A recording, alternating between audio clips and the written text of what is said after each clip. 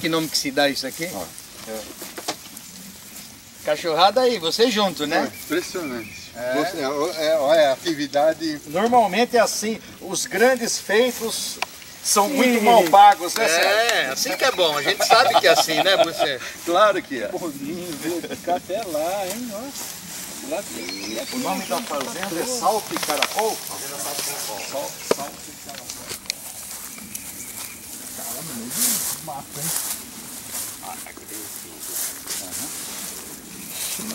É, filho, vamos.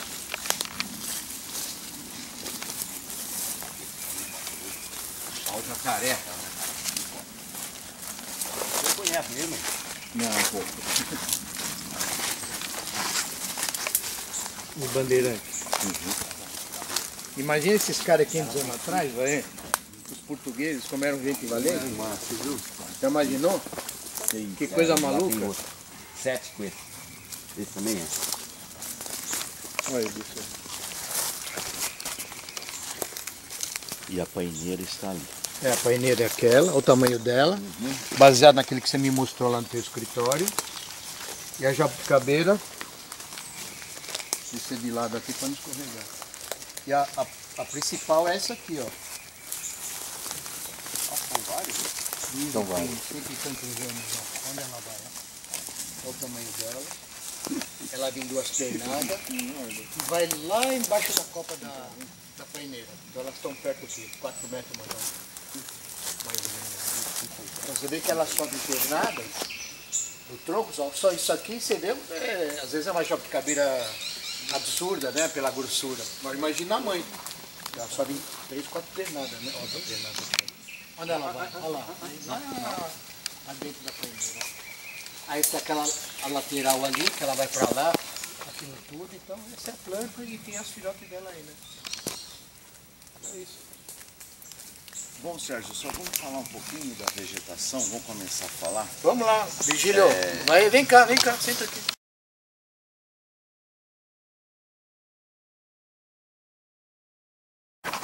Então vamos lá. Bom dia a todos. Nós estamos aqui na Fazenda Salto e Caracol. Quero agradecer já aqui o Sérgio, o seu Gênese e os demais, o Varre, o Virgílio e o Felipe. Eu tenho o meu filho mais velho, se chama Felipe, é engenheiro ambiental, inclusive. E então é um grande prazer estar aqui. Eu quero agradecer o convite. Inicialmente, quando nós começamos aqui a nossa visita, o que a gente pode ver no nosso lado esquerdo da estrada é uma floresta em regeneração natural. É uma floresta secundária em estágio médio para avançado de regeneração.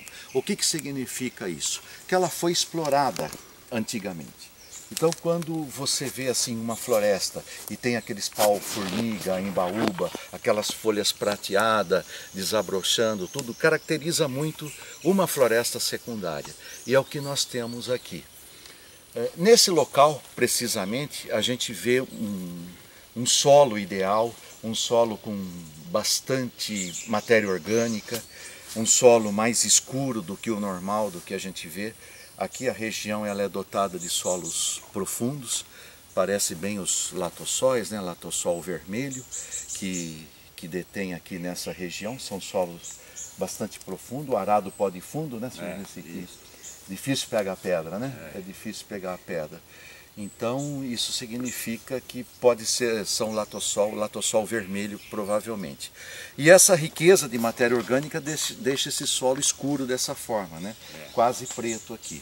Então essa paineira, essa gigantesca paineira e essas jaboticabeiras, né, elas estão aqui certamente há muito tempo. Essa paineira certamente tem muito mais de 100 anos, né?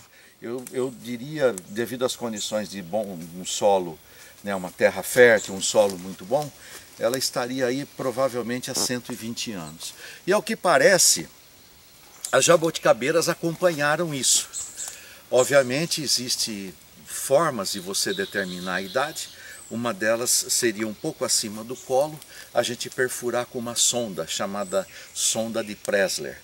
e aí você tira um canudo de madeira até chegar à medula da árvore e depois você leva isso ao laboratório e com a ajuda de lupa você começa a contar, né, os anéis de crescimento, que se chama tecnicamente de lenho primaveril e lenho outonal. Esse é o nome dado para essa diferenciação entre o inverno e o verão, né? A primavera e o outono dessas árvores. A jabuticabeira ela é uma mirtácea da mesma família do eucalipto e ela se adaptou muito bem nesse local. Obviamente ela deve estar produzindo pouco fruto, mais no alto, onde pega... É mais no alto só. É mais no alto, onde você tem mais luz, né? De repente, o que seria recomendado seria uma pequena poda aqui em volta e tal, para você deixar entrar um pouco mais de luz. Jamais cortar alguma árvore dessa, porque elas representam aqui a história do local, né? A história dessa fazenda, a história... Então, seria interessante depois a gente ficar ao lado da paineira ali e o Virgílio, por gentileza, aí filmar a gente lá para as pessoas terem uma ideia da altura, né? Até para a questão de medir a altura dessas árvores, a gente vai ter um pouco de dificuldade. Primeiro, um pouquinho devido à topografia do terreno, né? E segundo, da dificuldade da gente achar até o último local da copa, né? O último extrato da copa da árvore. Mas futuramente a gente vai medir a altura dessas árvores, sim. Né? Seria o caso de abrir uma pequena trilha, coisa de 20 metros, e daí com um aparelho chamado hipsômetro a gente consegue determinar a altura da árvore. Bom, eu acho que por enquanto é isso, depois a gente pode falar dos recursos hídricos e de outras vocações. Fora esse modo de analisar a idade da árvore, você estava me dizendo que existe uma outra forma de fazer uma análise na árvore para dar a idade correta. Pode ser o carbono 14. Se chama carbono 14, exatamente. Isso depende de quê? É um aparelho? É o quê? Na verdade é um teste de laboratório, algum tipo de amostra é colhido aqui e depois levado em nível de laboratório para determinação. Isso eu preciso ir pesquisar para ver que laboratório, que empresa poderia fazer isso. E sobre exatidão, qual dos dois teria uma data mais exata? Ou eles dariam um resultado similar? Daria um resultado muito próximo. Cada um errando em torno de 10%.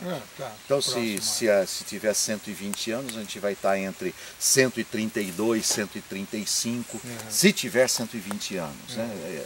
E 100 anos, né? Mais ou menos. No Instituto Florestal de São Paulo, onde você dirige, participa há muitos anos, quanto tempo você trabalha? 35 anos. Tem 35 anos. Isso, 37 agora. 37. Pelo que você visita, pelo que você conhece, já foi em tudo que é lugar, você se deparou com alguma jabuticabeira nessas condições de tamanho e... Não.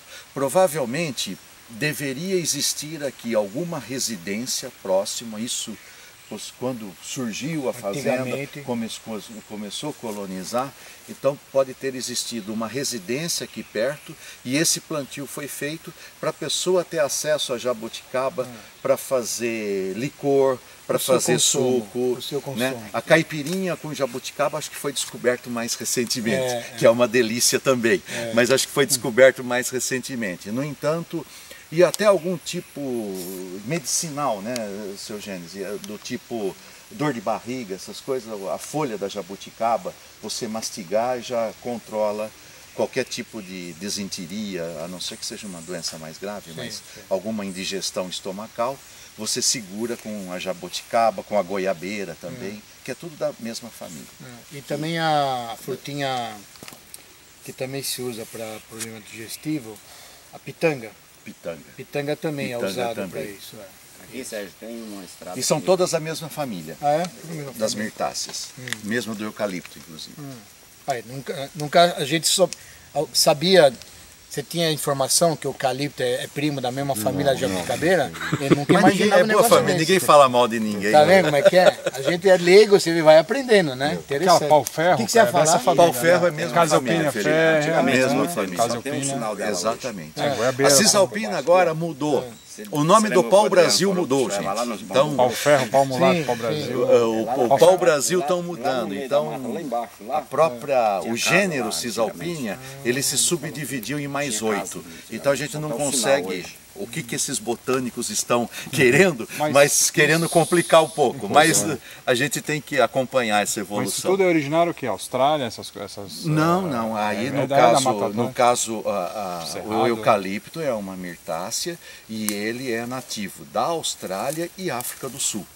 Então nós temos no mundo descobertas 750 espécies de eucalipto. Nossa. Gênero eucaliptus, né, e depois as espécies saligna, urofila, citriodora, grandes, né, robusta, enfim, são 750.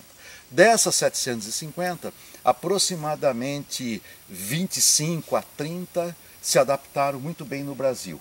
Né? Então se desenvolvem excepcionalmente bem no Brasil. E Então que essa é de fora também, não é originária da mata Não, brasileira. eu estou falando só do eucalipto no momento. A jabuticabeira, né, é uma mirtácea bem da Mata Atlântica, do bioma Mata Atlântica, bem brasileira mesmo, a jabuticaba. Tanto é que tem ministro da Suprema Corte que fala, né? Isso é jabuticaba, quer dizer, são coisas de Brasil, coisas só do Tem Brasil. muito isso né? na televisão. Então por isso que a turma fala jabuticaba, porque ela é especialmente do bioma Mata Atlântica. Né? Nós temos ícones do bioma Mata Atlântica. A araucária angustifolia é do bioma da Mata Atlântica. Né? Ela é um pinheiro, tudo, que aqui tem, eu já vi ali em cima que tem não sei, provavelmente plantado ali. Vem subindo lá do Paraná para cá, nessa direção. Exatamente. Mas na verdade ela tem um corredor ecológico onde ela se desenvolveu muito bem. Então você vai para Itatiaia, você encontra a araucária. Por quê? Porque a altitude compensou a latitude e daí favoreceu o desenvolvimento dela. Porque Frio, você né? a vê Frio, né? em Campos do Jordão, exatamente. Porque lá é frio. Por quê? Porque a altitude compensou a latitude lá para baixo no Paraná, Santa Catarina e Rio Grande do Sul. Mas voltando aqui às mirtáceas, então a gente está falando da jabuticaba.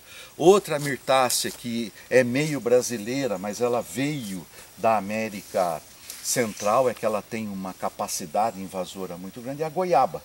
Né? Qualquer lugar aí da goiaba, né, seu Genezinho? Então, a gente pensa muito que ela é nativa, mas na verdade ela veio da América Central e a colonização veio trazendo todo mundo, que também é bom para dor de barriga, né? O chá da folha também, né? Você come uma goiaba, já segura o seu intestino no problema que você tiver de repente.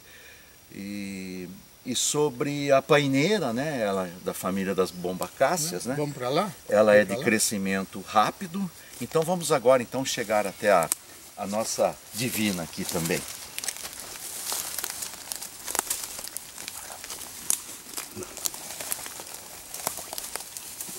Vendo festa é que a gente se impressiona mais ainda. Né?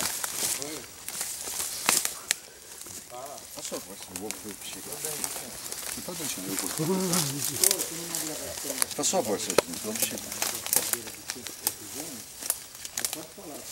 E aqui nós estamos diante de um exemplar magnífico de paineira. Ela tem uma floração roseada, muito bonita, produz aquelas bolas e produz algodão. Aí muita gente até confunde, né? O pessoal da cidade acha que o algodão que faz roupa vem dessa árvore, né? Mas claro que não é isso. E ela tem uma capacidade de germinação boa. Não é uma espécie invasora, mas ela coloniza e sempre produz árvore dessa forma. Aqui ela encontrou condições ideais, né, de solo, embora a topografia um pouco acidentada, mas o solo é bom. E muita camada orgânica aqui para nutri-la. Então por isso que ela teve esse desenvolvimento excepcional, mas certamente está aí há 120 anos aí. Porque eu conheço ali dentro do horto, segundo informações de antigos funcionários, de espécimes, né, indivíduos como esse, cerca de 80 anos. Até eu apresentei hoje para o Sérgio. E, no entanto, está o dobro dessa árvore aqui, né? Perdão, está a metade dessa árvore, né? Essa aqui está mais que o dobro, né, Sérgio, em termos de diâmetro. Então, se aqueles têm 80 anos, eles têm 120 com sobra, né? Com sobra. O que eu falei do trado, né, simplesmente é uma broca que a gente perfura aqui. Às vezes, normalmente, aqui no diâmetro, à altura do peito, que a gente chama de DAP ou DAP, né, a 1,30 m aproximadamente, você perfura aqui com essa sonda e tira. Mas seria uma judiação a gente perfurar uma árvore dessa, com tanta idade, e a gente vir a prejudicá-la se nós não fizermos depois um curativo bem feito, né? Esse curativo seria feito com alguma coisa que repila o cupim, algum agente xilófago, misturado com massa de vidro, pó de serra, cola, e aí. Mas eu acho que com o carbono, eu acho que seria muito mais interessante e a gente mantém a árvore sem qualquer tipo de ferimento. Acho que é isso.